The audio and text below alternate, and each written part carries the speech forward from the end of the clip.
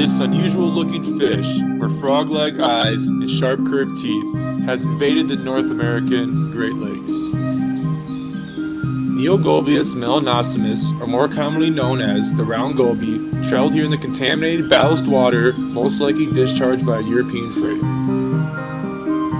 Although the round goby is mostly described as a nocturnal bottom-dwelling species, the newly hatched offspring leave their lake bottom homes and swim to the surface. This nocturnal migration boosts the chances that large numbers of hatchlings will get sucked into the ballast tanks of freighters.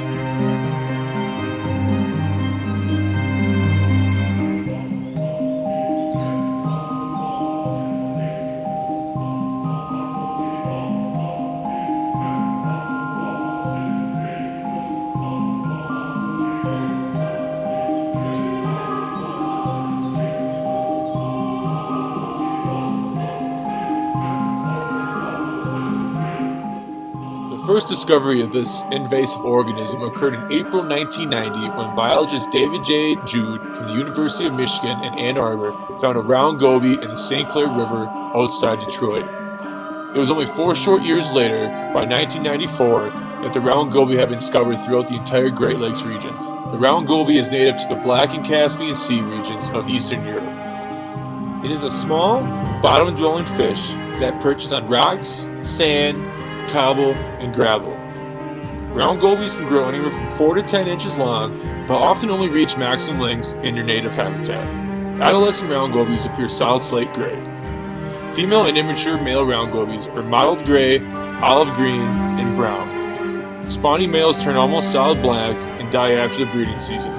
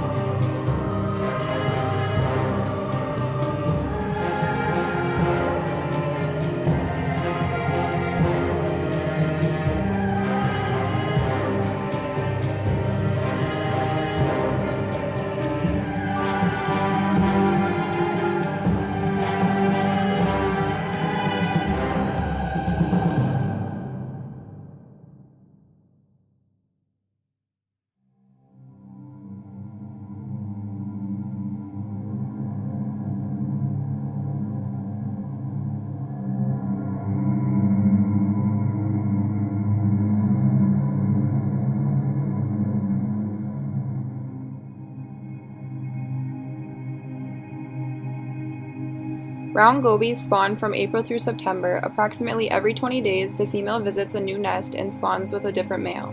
Female round gobies can deposit up to 5,000 eggs at a time. The continuous spawning and large egg count gives this invasive species an ecological advantage over other species that spawn less frequently. Sexual maturation occurs in females around ages 2 to 3 and for males around ages 3 to 4 years old. These large numbers of offspring create a high population density in a short amount of time. They are remarkably tolerant to wide ranges of salinity and oxygen levels, thus giving them another additional ecological advantage to native species and influencing their population success.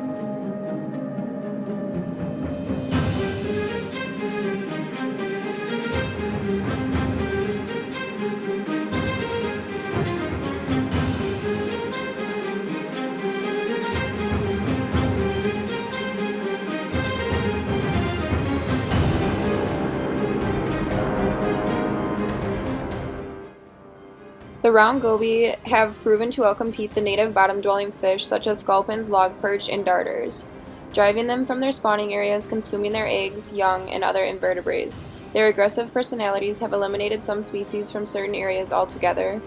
They will also consume the eggs and young of important recreational fish such as the smallmouth bass, walleye, lake trout, and yellow perch. The wide variation in the diet of round gobies creates the outcome of another significant impact: direct predation.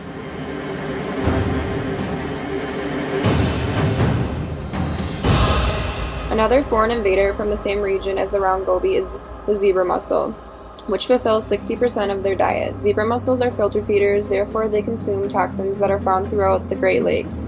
When the round gobies consume zebra mussels, the same toxins are transferred from one organism to the next, and with such an abundance of round gobies, several sportfish species have begun to prey upon them. Once consumed by larger keystone species, the toxins reside within them, making consumption by humans potentially dangerous.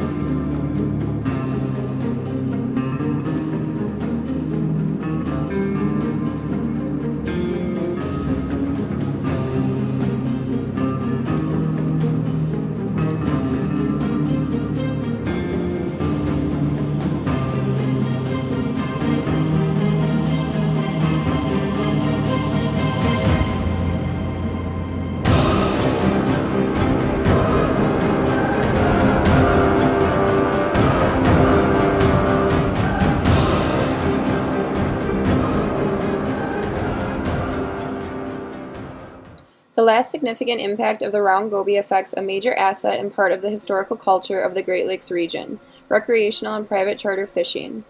The round goby's aggressive behavior often impacts the outcome of angler success. It is often reported that the round goby will steal bait from hooks, and areas that once flourished with walleye or yellow perch populations for fishermen have diminished severely.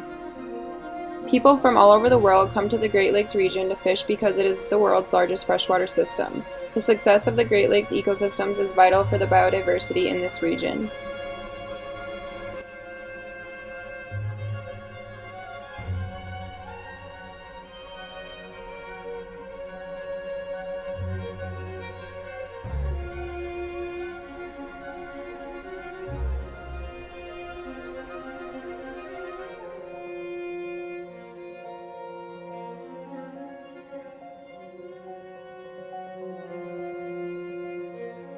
The most important strategy in minimizing the population of the round goby is through public educational programs and campaigns. The Wisconsin and other Great Lakes region DNR encourage the public to learn how to identify invasive species to enable biologists to track the spread of them. Up-to-date information on new sightings and surrendering caught invaders to your state's Sea Grant Office or Fisheries Management Agency is most helpful. Data collected can only be useful if organisms are captured and properly identified.